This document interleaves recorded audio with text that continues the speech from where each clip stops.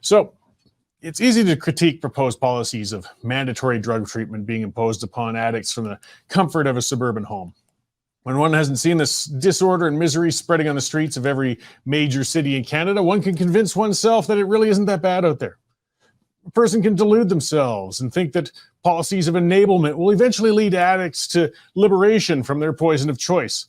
They can call efforts to intervene in the state of addicts inhumane and refer to it as something like imprisoning Albertans against their will.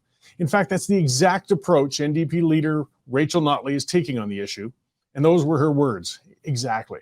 Now, the UCP under Premier Danielle Smith dared to broach the issue of mandatory drug treatment, and as usual, the partisan subjects have gone wild.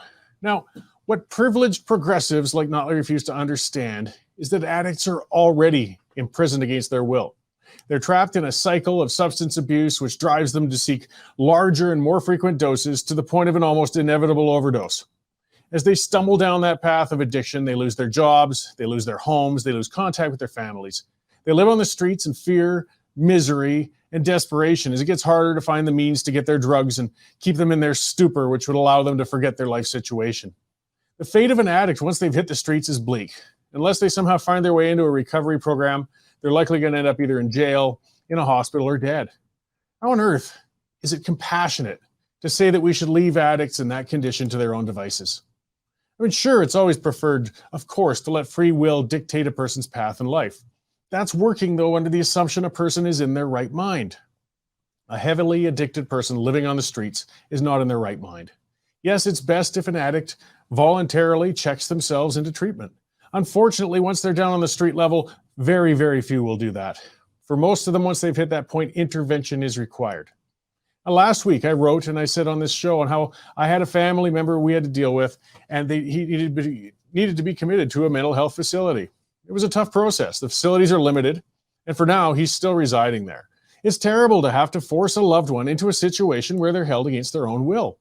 In the condition he's in, though, we know that he can't take care of himself, and he's beyond what we as family members can offer him with home care. We were forced to face the hard reality he needed to be committed for his own sake. And we do hope it's temporary. Now, society needs to make that decision when it comes to addicts. I can assure you, any family who has a loved one living on the streets in the throes of addiction will welcome a forced intervention with the intent of saving them. And I know success rates for addiction treatment aren't the greatest, particularly if the addicts didn't come of their own will to begin with. But still, the success rate's infinitely higher than having no treatment at all. Now, beating addiction is rarely a solitary journey. An addict needs support and guidance to stay clean. It's a long-term thing. It took me several false starts and countless support meetings before I finally managed to permanently end my addictive and destructive relationship with alcohol. I never would have been able to do it alone. And I can't imagine how somebody at the point of living in the streets can get started on recovery, much less complete the process on their own. Street addicts can't just up and quit cold turkey. To every person claiming it's inhumane to force drug rehabilitation upon addicts, I invite them to go out and see how it is for themselves then. Get out there, spend a day riding city transit into the city cores. Walk the alleys, into the parks. You'll find numerous addicts in a state of deterioration. Look at them curled up unconscious in bus shelters or behind dumpsters after they get their fix.